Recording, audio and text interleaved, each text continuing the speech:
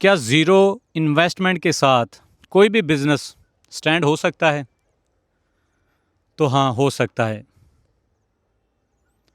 जैसे आपने इस वीडियो के थंबनेल पर देखा कि 5 बिज़नेस मैंने स्टेबल किए हैं 5 साल के अंदर विद ज़ीरो इन्वेस्टमेंट।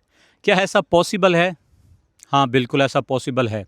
आज मैं किसी की कहानी नहीं, किसी की स्टोरी नहीं, किसी की इंस्पिरेशन नहीं, बल्कि खुद की इंस्पिरेशन आपको दूंगा।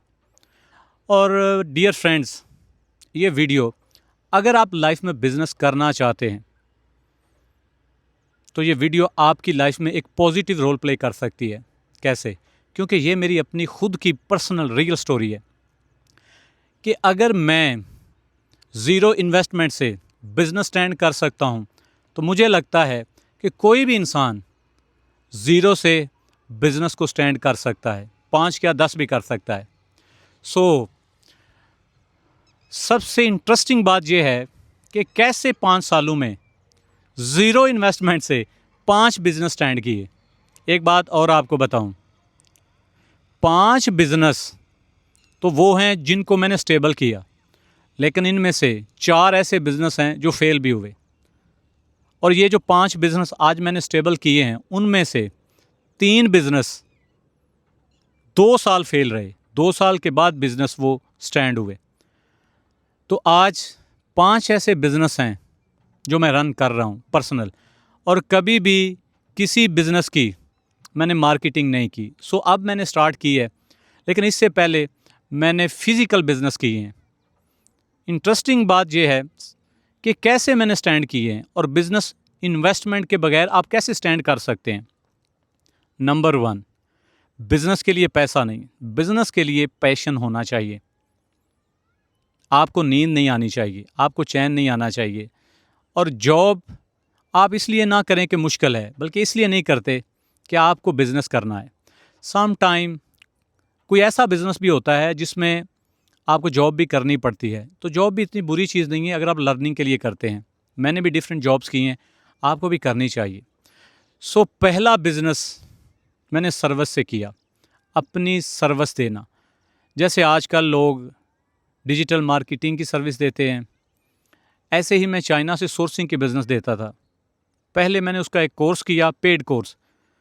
चाइना में एक आदमी कोर्स करवाता था, मैंने उनसे ऑनलाइन कोर्स किया।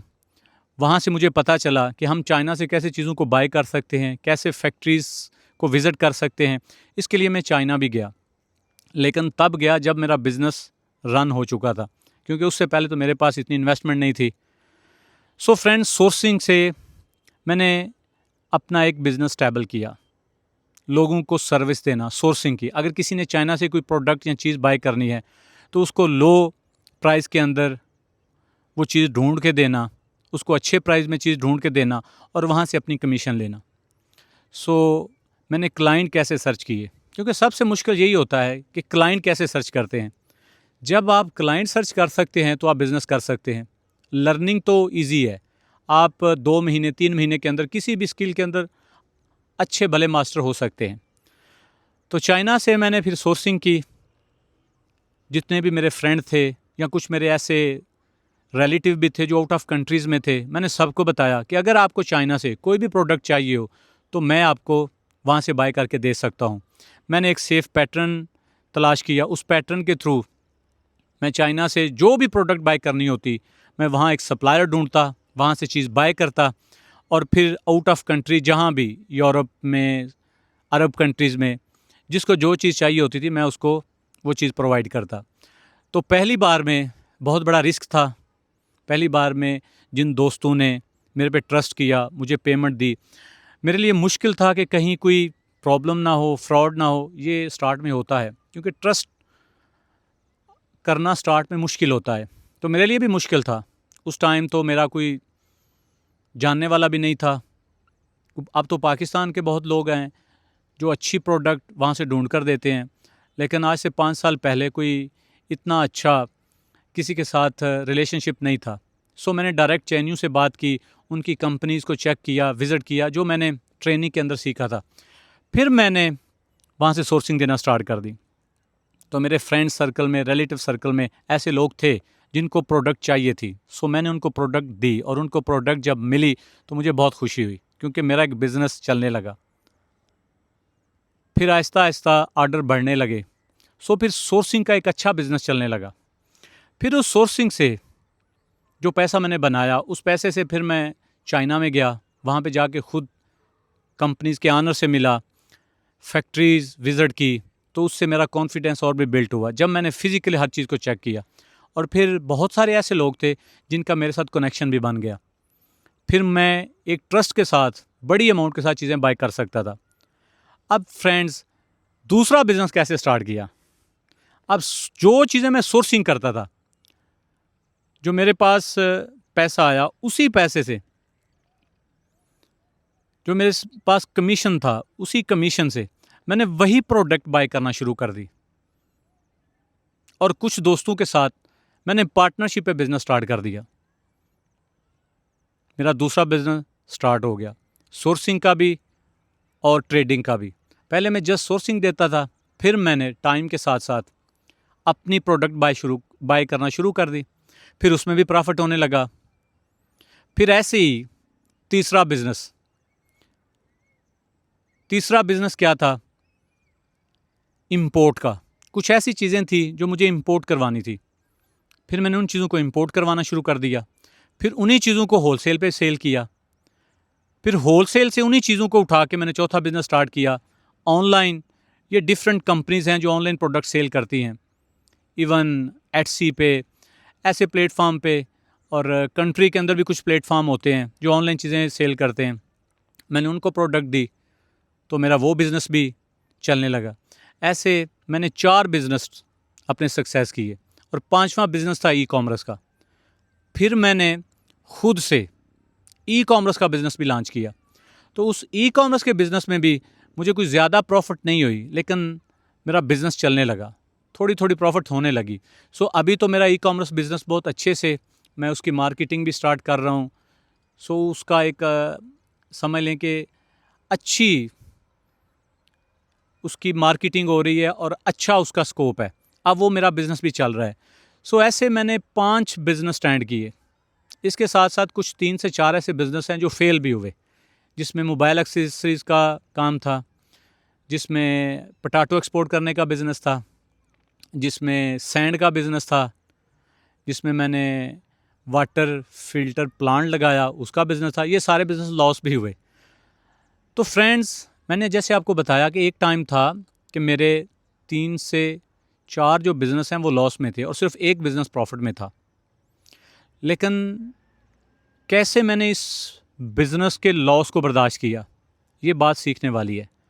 मैं आपको ये चीज़ एक बता रहा हूँ, ये आपके बहुत काम आएगी। जब भी रिस्क लेना है, छोटा लेना है। मैं हमेशा छोटा रिस्क लेता हूँ। अगर लॉस भी हो ना, तो उस लॉस को मैं कवर कर सकूँ। मैंने कभी भी इतना बड़ा बिज़नेस नहीं किया कि जिसका लॉस मैं बर्दाश्त ही ना कर सकूँ। छोटे छोटे स्टेप लेने से आदमी को लॉस भी होता है तो सीखने को बहुत कुछ मिलता है, कॉन्फिडेंस आता है। मेरे अंदर भी ऐसा ही होता था। जब लॉस होता था तो पता चलता था कि यार कौन कौन सी गलती की है जो नेक्स्ट टाइम नहीं करनी। एक बिज़नेस से मैंने 5 बिज़नेस बनाए। क्यों? छोटे छोटे स्टेप लेने से, कि अगर लॉस होगा तो बड़ा लॉस नहीं होगा। सो फ्रेंड्स, ये सब चीज़ें बताने का आपको पर्पज़ ये है, अगर आपके अंदर विल पावर है ना, अगर आपके अंदर काम करने का जुनून है, अगर आपके अंदर पैशन है, अगर आपके अंदर काम करने की प्यास है, अगर आपके पास काम करने के लिए एक रीज़न है, स्ट्रॉन्ग रीज़न, कि मुझे सक्सेस होना है या मुझे एक बड़ा बिज़नेस बनाना है। अगर आपके अंदर पैशन नहीं है, अगर आप एंजाइटी को फेस नहीं कर सकते, डिप्रेशन को फेस नहीं कर सकते, आप फेलियर को फेस नहीं कर सकते, तो आप बिज़नेस स्टार्ट ना करें। क्योंकि मैं बता रहा हूँ आपको, पहले भी बताया, बिज़नेस एक वार है जो आपको लड़नी पड़ेगी। आपको हारना भी पड़ेगा, सम टाइम आपको बुरी तरह भी हारना पड़ेगा। लेकिन अगर आप दोबारा खड़े हो सकते हैं तो आप बिज़नेस कर सकते हैं। सो किसी की बातों में आकर बिज़नेस स्टार्ट नहीं करना, खुद से पूछना है। जो भी बिज़नेस करना है उसके बारे में सीखना है, उसके बारे में छोटा स्टेप लेना है और हमेशा बुरे के लिए तैयार रहना है। अगर आप बुरे के लिए तैयार नहीं ना रहेंगे तो आप मार खा जाएंगे। Hope for the best but prepare for the worst. कुछ भी हो सकता है, सो फ्रेंड्स, बिज़नेस करना है तो इन बातों को याद रखें। कभी भी बड़ा रिस्क नहीं लेना। नंबर 2, हार के लिए तैयार रहना है। उम्मीद अच्छे की रखनी है, लेकिन बुरे के लिए भी तैयार रहना है कि जो लॉस आपको होगा वो आप बर्दाश्त कर सकते हैं। अगर आपके पास ज़ीरो इन्वेस्टमेंट है तो आपको कोई ना कोई सर्विस सीखनी है, जैसे मैंने सीखी। ऐसे बहुत लोग हैं, हज़ारों लोग हैं, बल्कि इस दुनिया में लाखों ऐसे लोग हैं जिन्होंने ऐसे ही बिज़नेस स्टार्ट किया। पहले सर्विस दें, जैसे रियल एस्टेट का काम है तो लोग पहले क्या करते हैं, मार्केटिंग करते हैं। मार्केटिंग करने के बाद कंपनी बनाते हैं, कंपनी बनाने के बाद डेवलपर बनते हैं। तो ऐसा ही होता है सब कामों में। एकदम पैसों से बिज़नेस स्टार्ट ना करें। हाँ, आप दुकान बना सकते हैं, आप वेयर हाउस बना सकते हैं कोई, लेकिन बिज़नेस, एक एंटरप्रेन्योर का माइंड बहुत डिफरेंट है। इसमें प्रॉफिट भी बहुत है, लेकिन इसमें एंजाइटी भी बहुत है, डिप्रेशन भी बहुत है, इसमें फेलियर भी बहुत है। सो फ्रेंड्स, अगर बिज़नेस करना है तो कोई भी अच्छी सर्विस सीखें और उस सर्विस में एक्सपर्ट हों। उससे पैसा जो आए उससे छोटे छोटे रिस्क लेते जाएं।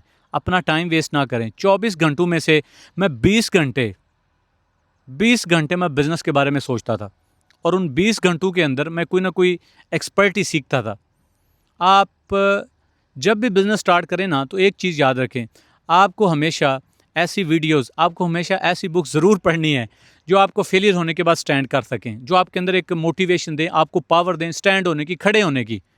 सो फ्रेंड्स, ज़िंदगी में ये हमेशा याद रखें, बिज़नेस करने के लिए आपके पास पैसा हो या ना हो, लेकिन आपका पैशन ज़रूर होना चाहिए, आपका जुनून ज़रूर होना चाहिए।